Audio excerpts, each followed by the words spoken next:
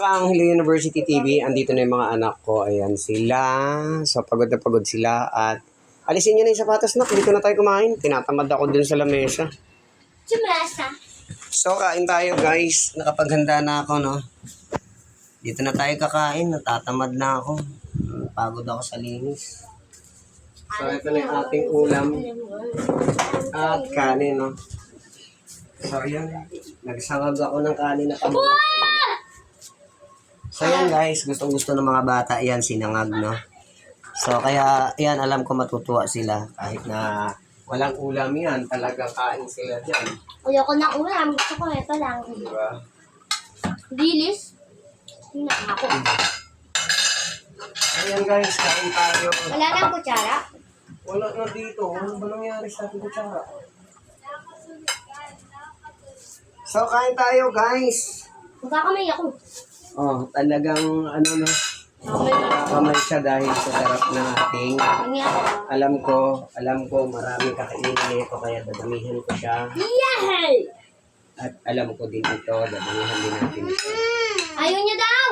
O di, okay lang, balik mo na lang. Balik mo na lang sa akin.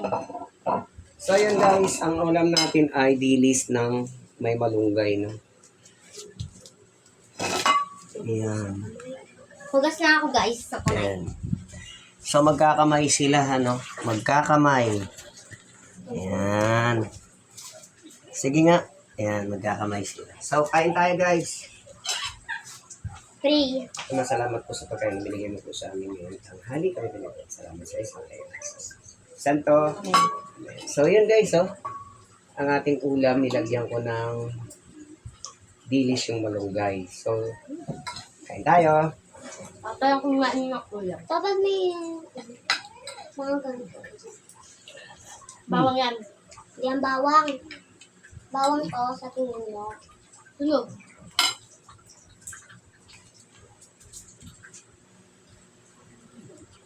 Ang sarap guys, Kaya no? ako pa. Gabaw lang. Ang harap ng kanin. Nilagyan ko siya ng kanin. Papa niyo daw sa bawang. Hindi, sabi ko, tama na. Ano ba? Isang ano lang. Ano na? Nanodon na yan eh.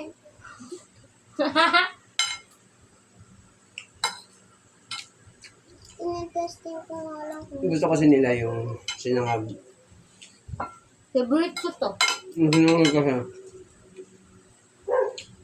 Kasi magsayang tayo ng kanin. Mapapanot na. Sinangag ko na agad ng maaga. Guys, Para, parang doon ako magsinangay. Kasi guys, nung simula ko sama niya si Papa sa Benbiyaya, lalo silang umaalis. Niluto namin kanin, kapatid. Nung kami ng dalawang niluto, sinangag. sinangag. Sinangag. Ayan guys, oh.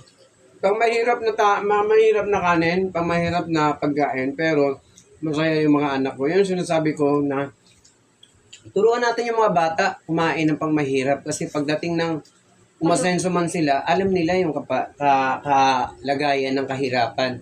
So hindi sila mga api ng kapwa nila tao dahil natuto sila sa pagkain pa lang. Inaalam na nila kung gaano kahirap ang buhay, di ba?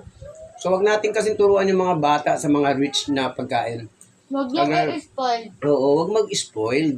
Kasi kagaya niyan, mauubos yung ano, meron nga akong kaibigan, talagang yun daw yung pagkain nila, talagang sinasanay sa mga kuwan. Sa akin, hindi.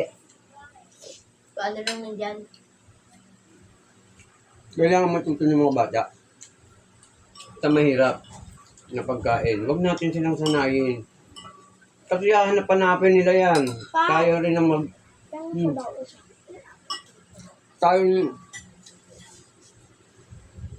tayo rin ang mag-ano dudu sa pagdating ng panahon.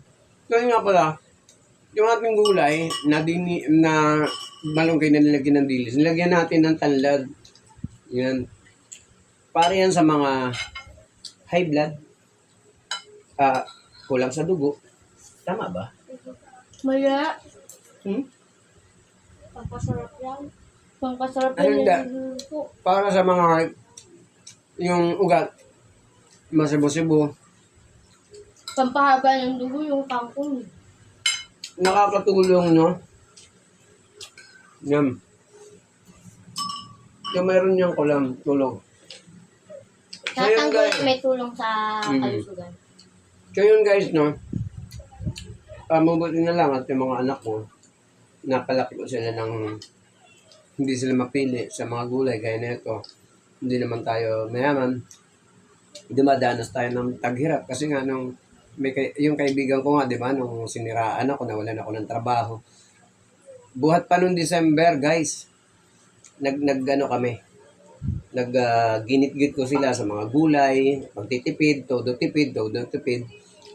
Kung ano lang yung mga trabaho ko, swerte ng makakakuha ng pagkain. Kaya hanggang ngayon guys, tinutulungan kami ng Panginoon na makasurvive sa mga gulay-gulay ko dyan, sa pagtatanim ko. At hindi naging maarte yung mga anak ko talaga, promise guys. Hindi maarte. So, ano lang nandyan yung kakainin. Correct guys. So yun, kaya nga nandun kami kay Lashana dati na binubuli siya ng mga batang kasamahan namin na yun, anak nila direct. Pinapatiis ko, sabi ko hayaan nyo lang, ang importante, maano tayo ng pagkain. So yun guys, maraming salamat sa inyo. Thank you.